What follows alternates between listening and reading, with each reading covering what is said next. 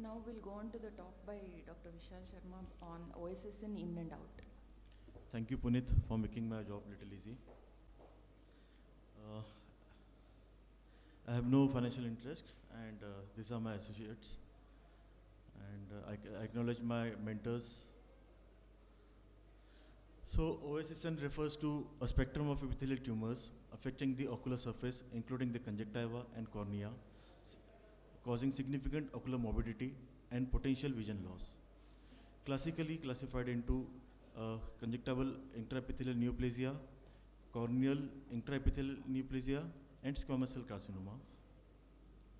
Is generally seen in person exposed to the risk factors like UV radiation exposure, HPV, HIV/AIDS, immunocompromised states, previous history of radiation therapy, or genetic predisposition.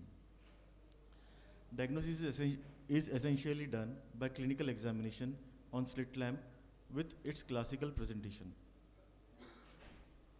like leukoplakia, feeder vessels, intrinsic vascularity, keratinization may or may not be seen.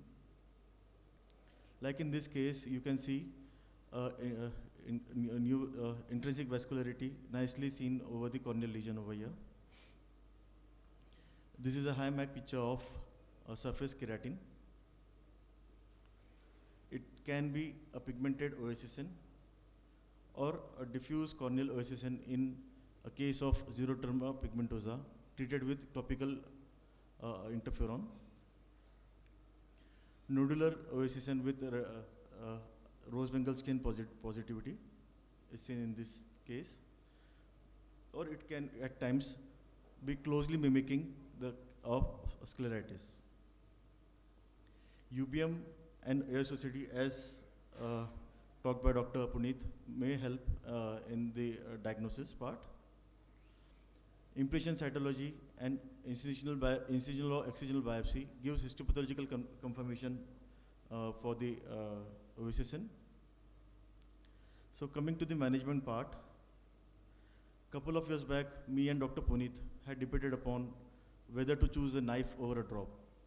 Certainly, we both were correct with our set of points, which varied depending upon the case scenarios. While surgical excision is the choice in large and invasive lesions, it provides a histopathological confirmation as well. Whereas topical chemotherapy is preferred choice with advent of cornea-friendly medications, and usually these have almost complete resolution in almost all cases. Being less corneal epitheliotoxic, interferon is my first choice of drug, while mitomycin C and 5-FU is a reserved bouncers for me for refractory cases. These are few results, like in this case with a leukoplakic lesion at limbus with corneal involvement seen inferiorly. After 3 cycles of interferon, this was the result. Again, corneal limbal lesion in this case. Post 2 cycles, the result is quite good. In this extensive lesion as well, it worked well with, this is a picture after 4 cycles of interferon. So, if at all we plan to have surgical excision, there are certain key points in surgical management that we need to keep in our mind. Delineate extent of lesion with rose Bengal staining prior to surgery. Take wide excision, wide clinically free margin of around 3 to 4 millimeter, and use the no touch technique for the surgery. Corneal component is treated with alcohol epithelectomy. Superficial sclerectomy may be required in selected cases with scleral fixity.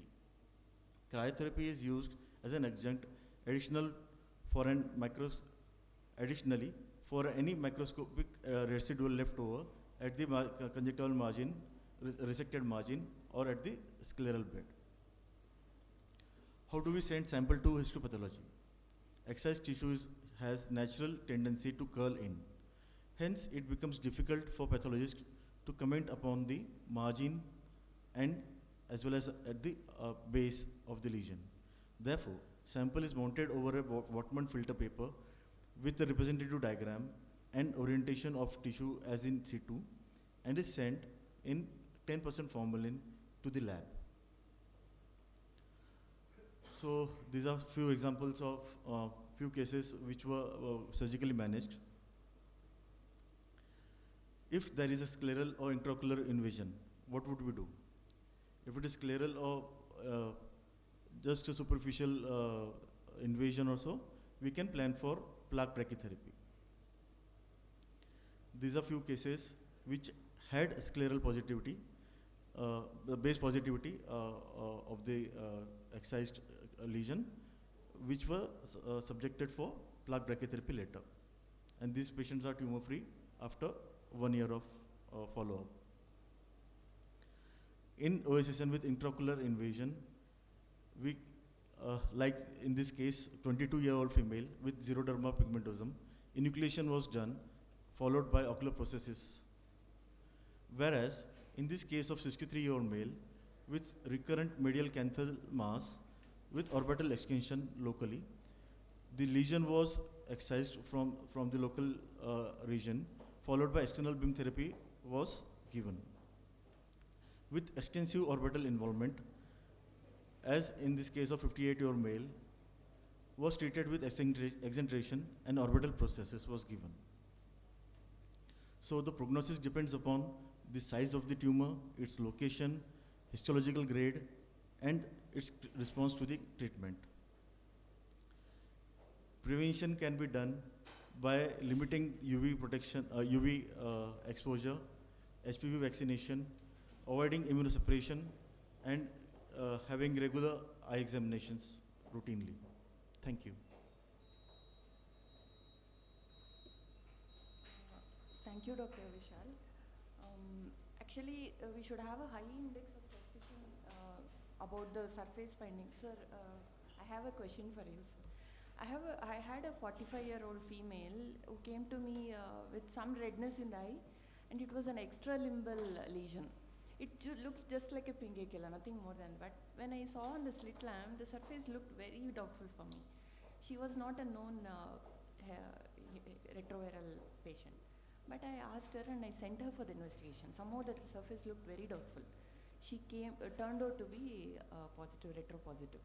Then I took up the patient for excision. It turned out to be a OSSN. So in these cases, I think that will give one clue, no sir, like just to give them.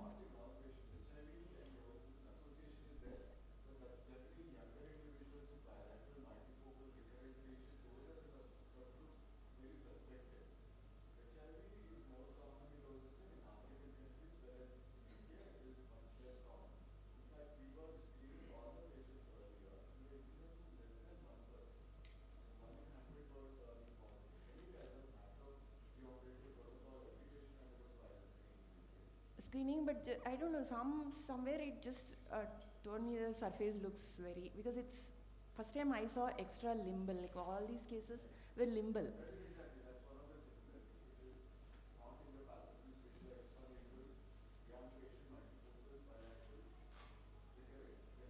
So this patient also has a lesion now in the nasal limbus.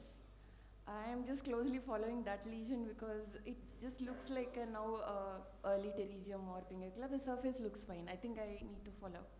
And this patient is quite poor, sir, so I gave her MMC post excision. So that patient is intolerant to, she comes back every time with redness. So 5FU has a better chances in that patient. Profile.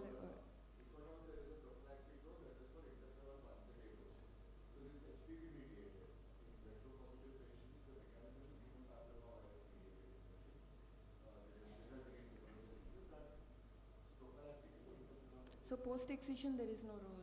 I don't have to, because the margins were clear anyway, so